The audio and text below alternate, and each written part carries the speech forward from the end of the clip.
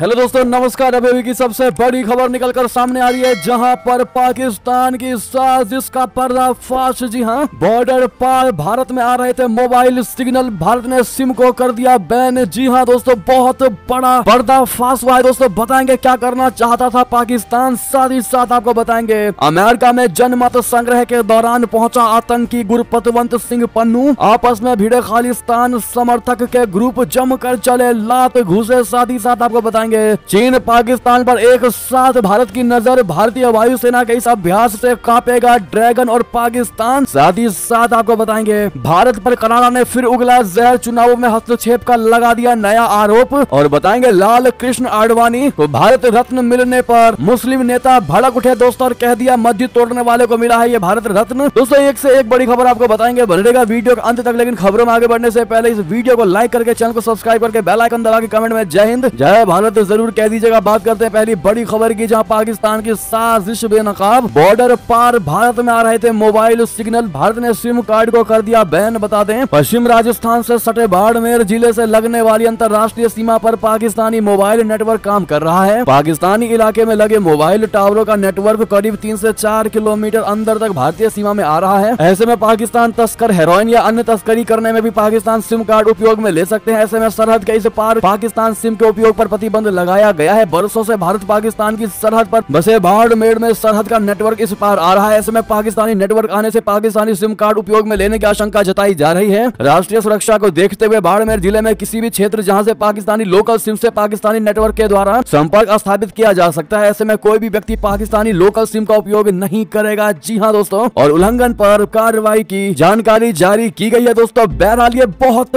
बड़ा खुलासा, बहुत बड़ा पाकिस्तान का साजिश बेनकाब हुआ है दोस्तों। सुनने में आ रहा है कि पाकिस्तान के अंदर नेटवर्क आते ही नहीं है, लेकिन बॉर्डर पर इतना नेटवर्क आ रहा है कि भारत के अंदर तक 4 किलोमीटर अंदर तक नेटवर्क आ रहे हैं दोस्तों। इससे आप समझ सकते हैं कि पाकिस्तान कितनी बड़ी चाल चलने की कोशिश में लगा हुआ है। उसको अपने देश से प्यार नहीं, बल्कि उसको भारत में क्या चल रहा है और भारत में क्या करवाना है, भारत को दहलाना है, इन चीजों में ज्यादा इंटरेस्ट रहता है। बस भारत आगे ना निकल जाए, इन चीजों में उसको ज्यादा रुचि रहती है। अगली खबर की बात करें, जहां अमेरिका में जनमत संग्रह के दौरान पहुंचा आतंकी पन्नू, आपस में भिड़े खालिस्तानी समर्थक ग्रुप जमकर चले लात घुसे। बता दें अमेरिका के सैन फ्रांसिस्को में आयोजित तथा कथित खालिस्तान जनमत संग्रह के दौरान दो समूहों के बीच लड़ाइयां छिड़ गई हैं। जनमत संग्रह के दौरान भिड़ने वाले ये दोनों मेजर सिंह निज्जर गिरोह और सरबजीत सिंह गिरोह हैं। खबर यह है कि मेजर गैंग को पन्नू के किनारे कर दिया गया है, जिसके कारण ये हंगामा हुआ। भिड़ंत ने एक बार फिर साबित कर दिया है कि गैंग किस तरह से खालिस्तान के नाम पर एक्टिव है। खास बात यह है कि ये मार धाड़ आतंकी गुरपतवंत सिंह पन्नू की हाजिरी में हुई। वीडियो में दोस्तों देखा जा सकता है कि झगड़े के दौरान पन्नू को बचाते हुए अलग तरफ लेकर जाया गया है। जानकारी के अनुसार 28 जनवरी को सैन फ्रांसिस्को में कथित जनमत संग्रह का आयोजन किया गया है। यहाँ भारत के खिलाफ पोस्टर लगाए गए थे, लेकिन इसी दौरान खालिस्तान समर्थक गुटों की आपसी में लड़ाई हो गई। इस झगड़े का एक वीडियो सामने आया है, जिसका स्क्रीनशॉट हम आपको स्क्रीन पर दिखा रहे हैं, जिसमें दिख रहा है कि दो गुटों के समर्थक एक दूसरे पर लात घुसे चला रहे हैं। एक गुट का नेतृत्व मेजर सिंह निज्जर और दूसरे का सरबजीत सिंह सभी की ओर से किया जा रहा है। जी हाँ दोस्तों, अगली खबर बता दें, चीन पाकिस्तान पर एक साथ नजर, भारतीय वायुसेना के इस अभ्यास से कांपेगा ड्रैगन। बता दें अभ्यास, भारतीय वायुसेना अपना सबसे बड़ा युद्धाभ्यास करने जा रही है। इंडियन एयरफोर्स का अभ्यास वायु शक्ति 2024 जो 17 फरवरी को पोखरण फायरिंग रेंज में आयोजित किया जाएगा। इस अभ्यास में 121 प्रकार के विमान भाग लेंगे। भारतीय वायुसेना की मारक क्षमता के इस भव्य प्रदर्शन की जाएगी। इस दौरान देश की कई जानी मानी हस्तियों के शामिल होने की भी संभावना है। भारतीय वायुसेना इस अभ्यास के जरिए चीन और पाकिस्तान को भी अपनी ताकत का एहसास कराएगी। इस अभ्यास की घोषणा करते हुए इंडियन एयरफोर्स के उप प्रमुख एयर मार्शल AP सिंह ने कहा कि भारतीय वायुसेना के तेजस, सुखोई, मिराज, जगुआर जैसे लड़ाकू विमान भाग लेंगे। इसके अलावा राफेल, प्रचंड, ध्रुव और रुद्र लड़ाकू हेलीकॉप्टर भी शामिल होंगे। एक अधिकारी ने कहा कि हमेशा की तरह वायु शक्ति दिन और रात में भारतीय वायुसेना की आक्रामक और रक्षात्मक क्षमताओं का एक दिलचस्प प्रदर्शन होगा। यह अभ्यास भारतीय सेना के साथ संयुक्त अभियानों का भी प्रदर्शन करेगा। जी हाँ दोस्तों, साथ ही साथ अगली खबर की बात करें, जहां भारत पर कनाडा ने फिर उगला जहर, चुनावों में हस्तक्षेप का लगाया नया आरोप। बता दें भारत और कनाडा के बीच रिश्तों में आई कड़वाहट खत्म होने का नाम नहीं ले रही है। दोनों देशों में तनातनी के बीच कनाडा ने एक बार फिर से भारत के खिलाफ जहर उगला है। अपनी धरती पर खालिस्तानी आतंकी हरदीप सिंह निज्जर की हत्या में भारत की कथित संलिप्तता का बेबुनियाद आरोप लगाने के महीनों बाद कनाडा ने नए सिरे से भारत को बदनाम करने की चाल चली है। कनाडा ने अब भारत को एक विदेशी खतरा बताते हुए कहा है कि नई दिल्ली संभावित रूप से उनके चुनावों में हस्तक्षेप कर सकता है। ग्लोबल न्यूज की रिपोर्ट के मुताबिक ये आरोप कनाडाई सुरक्षा खुफिया सेवा ने अपनी खुफिया रिपोर्ट में लगाया है। भारत सरकार ने अभी तक कनाडा के इस ताजा आरोप पर कोई प्रतिक्रिया नहीं दी है। पिछले साल सितंबर में कनाडा के प्रधानमंत्री जस्टिन ट्रूडो ने कनाडाई संसद में आरोप लगाया था कि खालिस्तानी आतंकी हरदीप सिंह निज्जर की हत्या में भारत की कथित संलिप्तता और भूमिका के ठोस सबूत हैं। लेकिन जब भारत ने कनाडा से उन आरोपों के लिए सबूत देने की मांग की है तो कनाडा दाएं बाएं देखता रह गया। भारत ने कनाडा के सभी आरोपों को खारिज कर दिया था। इस प्रकरण के बाद से ही दोनों देशों के बीच रिश्ते खराब होते चले गए। जी अगली खबर बता दें, पाकिस्तानियों की बचाई जान, लाल सागर तक एक्शन में भारतीय नौसेना। किरकिरी से घबराए चीन ने अब उठाया ये बड़ा कदम। दरअसल लाल सागर में हुतियों से लेकर अरब सागर में सोमालियाई लुटेरों तक के खिलाफ भारतीय नौसेना ने जोरदार अभियान छेड़ दिया है। भारतीय नौसेना ने न केवल हमले के शिकार मालवाहक जहाजों की मदद की है बल्कि पाकिस्तान और ईरान के समुद्री मछुआरों को सोमालियाई लुटेरों के कब्जे से मुक्त कराया है। तो वहीं अफ्रीका के जिबूती में नौसैनिक बेस बनाने वाला चीन खुद को सुपर पावर मानता है, लेकिन हुतियों के पलटवार के डर से अब तक वो किसी भी संकट में मदद देने से भाग रहा था। इससे चीन की पूरी दुनिया भर में किरकिरी हो रही थी। अब चीन की नौसेना ने चीन के उन जहाजों को सुरक्षा मुहैया कराना शुरू कर दिया है जो हुतियों के गढ़ लाल सागर से गुजर रहे हैं। वॉइस ऑफ अमेरिका की रिपोर्ट के मुताबिक ये घटनाक्रम ऐसे समय पर हुआ है जब विभिन्न कार्गो शिपिंग कंपनियों ने हुतियों के हमले के डर से लाल सागर के रास्ते को अपना बनाना बंद कर दिया था। गत नवंबर महीने से ईरान समर्थित हुतियों ने लाल सागर में कई जहाजों और युद्धपोतों पर मिसाइल और ड्रोन से हमला किया है। अब ऐसे में दोस्तों भारतीय नौसेना का दमखम देख पाकिस्तान को बेचैनी हो उठी है। जी अगली खबर बता दें, इंडिया आउट के मंसूबे में फेल रहे मुइज़्ज़ू सैनिकों की वापसी पर भारत ने